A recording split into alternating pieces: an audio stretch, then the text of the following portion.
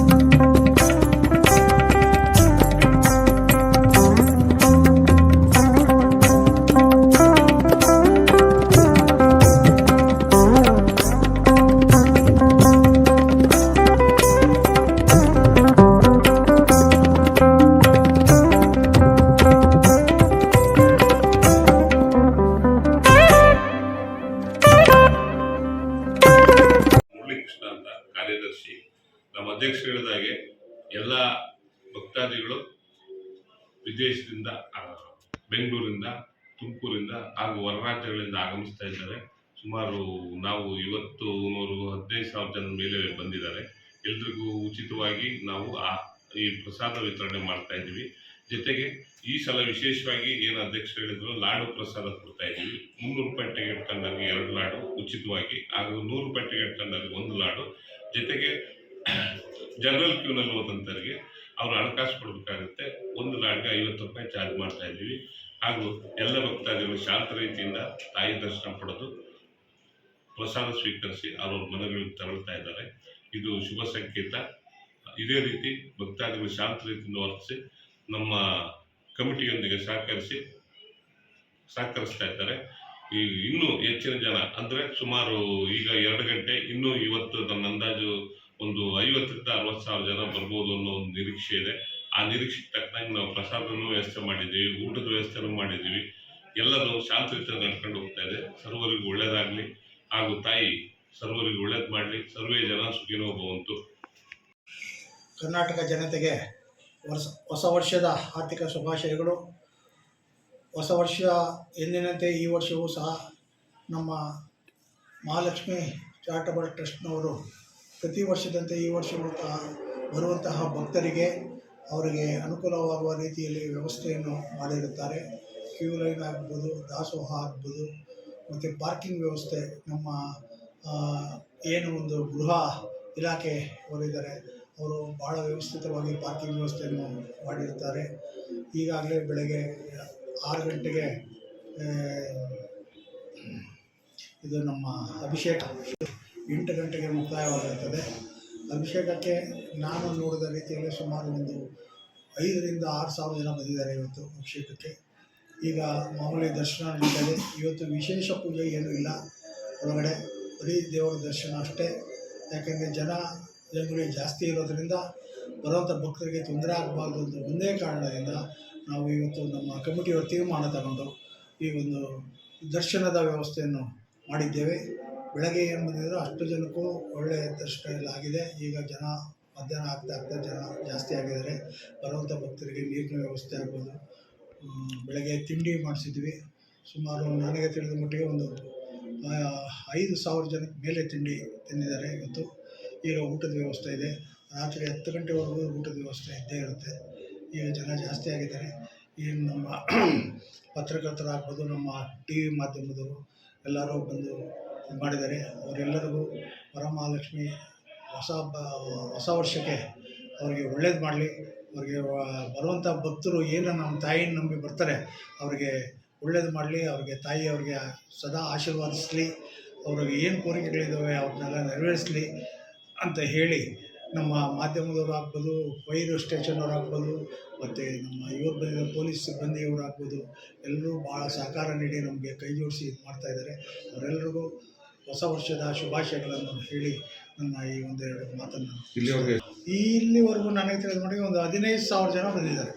ಈಗ ಬೆಳಗ್ಗೆಯಿಂದ ಇಲ್ಲಿ ತನಕ 15,000 ರಿಂದ 20,000 ಜನ ಬಂದಿದ್ದಾರೆ. ಈಗ ಎಷ್ಟು ಸಮಯ, 1 ಗಂಟೆ ಆಗಿರ್ಬೋದು, 2 ಗಂಟೆ, 1:45, 2 ಗಂಟೆ. ಈಗ ಒಂದು 15,000 ಜನ ಬಂದಿದ್ದಾರೆ ನನಗೆ ತಿಳಿದ ಮಟ್ಟಿಗೆ.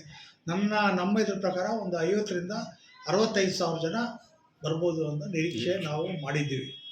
ಯಾಕೆಂದರೆ ನಾಳಿದ್ದು ಎಲ್ಲ ರಜಾ ಇರೋದ್ರಿಂದ, ಈ ಕ್ರಿಸ್ಮಸ್ ರಜೆಗಳಿರೋದ್ರಿಂದ 3 ದಿವಸನೂ ಭಾನುವಾರದವರೆಗೂ ಸಹ ಇದೇ ಥರ ಜನ ಇರ್ತಾರೆ ಅಂತ ಒಂದು ಇದಿದೆ.